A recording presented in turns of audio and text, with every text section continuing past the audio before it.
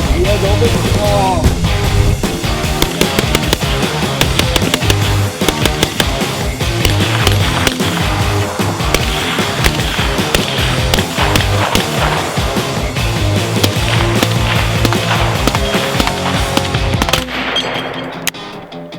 Fail. Palmetto State Armory AKE. E for enhanced punches forward. Here we are, another 1,000 rounds behind us, and this is a very cool episode. We started off with swamp test, 72 hours in the swamp, and look what happened after I started pulling the rifle out of the swamp. We have strong winds today, that's the Ozarks for you, so without holding up, let's dive in, pull this beast out. My beautiful anchor still holding up. Let's see if we got the rifle left at the end of it. Oh. Alright, as always, complete disaster. Look at that. Right, so this is kind of cool. This is the new experimental 2X optic coming soon, hopefully. Let me take that. Oh my god, I can't see shit with it. Let me flash it. Muzzle brake. We don't want to clog. We don't want to have an explosion from blocking the muzzle. Still dirty. A little bit more. All right, I think we're good to go. Let me dip that optic a little bit more in the water. Okay, washing out. There's some rocks, mud. Let me see if you can see reticle. Can't see nothing from the mud. That's fine. That's fine. I'll just point it like this. Safety down. All ready? Ready? All right, let's roll.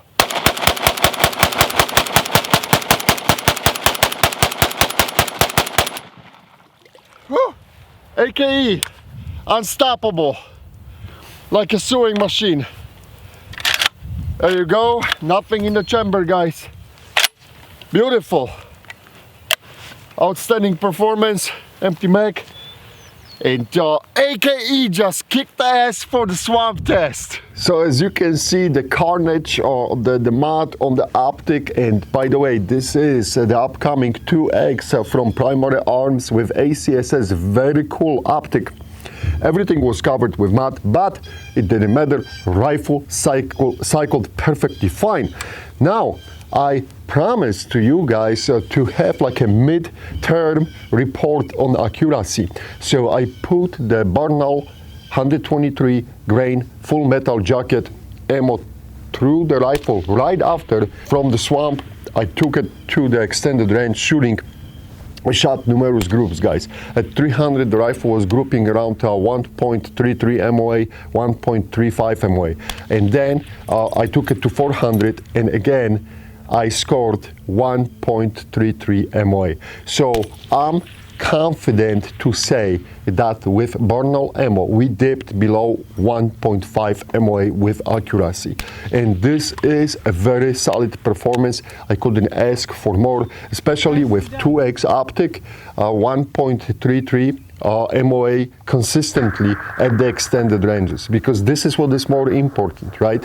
Most interesting.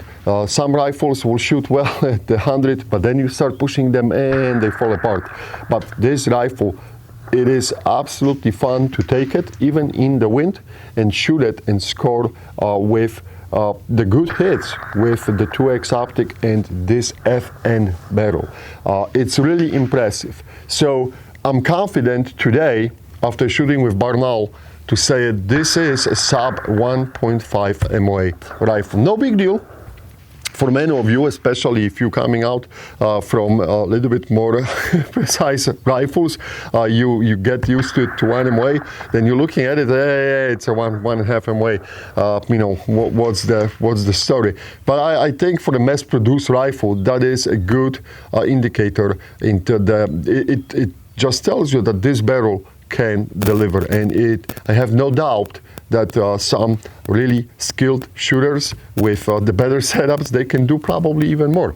But you should be able to take it confidently to extended ranges and keep pounding the targets, wherever you're shooting at, with the decent accuracy and consistency. All right, that being said, we have touched on everything from swamp to the accuracy. I have to tell you, it's extreme pleasure to shoot this rifle. I'm running the OSS can on it, and it's not overgassed. It's cycling perfectly fine. I think this is, to this point, the best rifle Palmetto State Armory ever made. We still have good rounds left, right, in the bucket to go through it. But I have to tell you that from the shooter, trigger puller perspective, this is a fantastic tool to use, and I'm really happy to take it with me every day and work with it, do some shooting and things like this. But enough with all that bullshit talk. Let me take off the combo with the AK Master Mount and 2X down.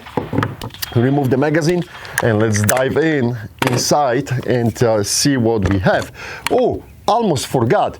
When I clocked that Barnaul ammo from this rifle, we posted the numbers: 2,357 average muzzle velocity, speed, and the standard deviation was 14.3 feet per second, so very decent standard deviation. So the Barnaul ammo keeps delivering, guys. It is amazing that for this mass-produced full metal jacket ammo, you're getting the very decent numbers from many different rifles across the board. So I'm happy, and I thought that will be a good piece of information to share. This guy just won't shut up. Let's dig in. What we got here, guys.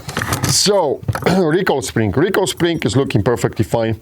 I don't see anything unusual, no damage or anything.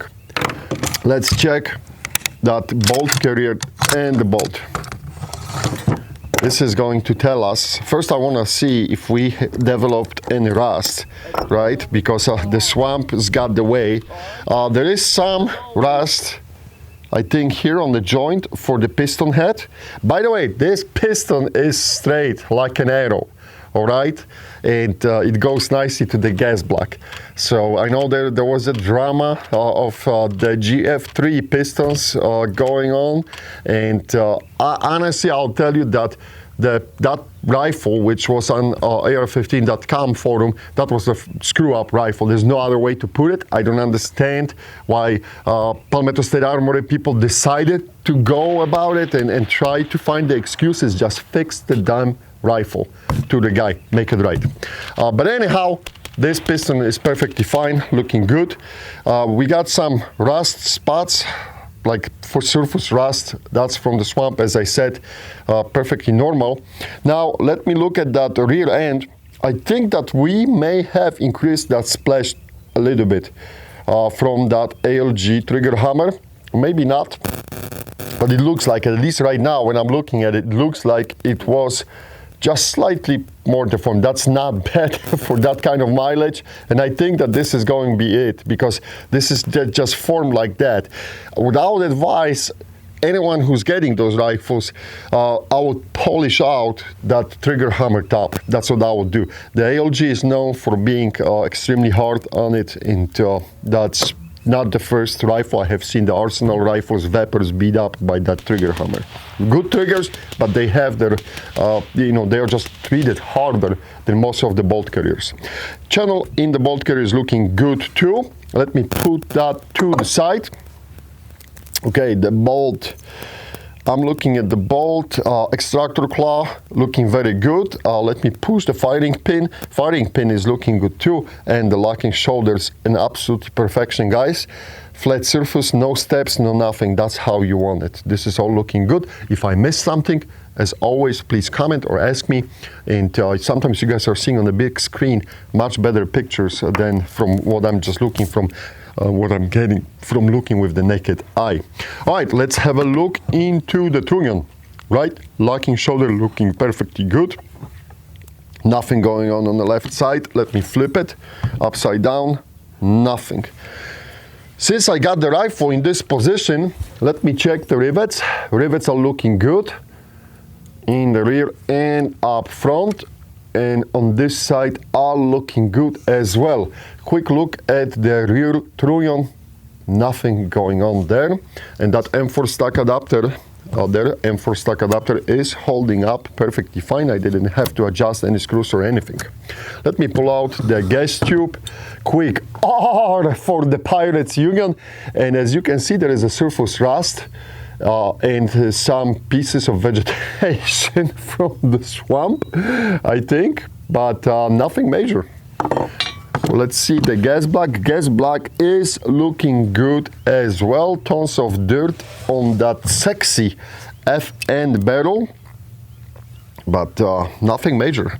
And the GKR RS Regulate rail is holding up nicely. I had some questions about that rail. Guys, I had to modify the adapter a little bit from the RS Regulate, file it out to fit to the retainer, and that's what I did, and that's how it's holding up, and it's going strong with us. Everything here is looking good. Guys, it is my pleasure to report that if this rifle will pass the head spacing test, we'll clear it for another 1,000 rounds. Give me a moment, I'll set up the rifle for that, and we'll be back to you in a second.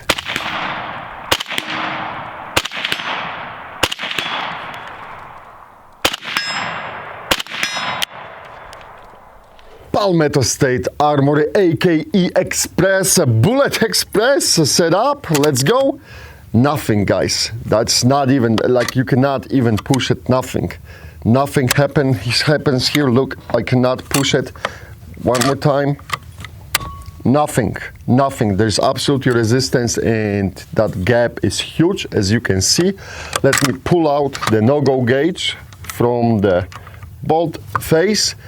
And as promised, this rifle was just cleared for another 1,000 rounds. We will see still a lot of shooting to go. Stay tuned, and as always, please remember to hit that subscribe and notification bell on the YouTube site to stay in touch with the AK Operators Union.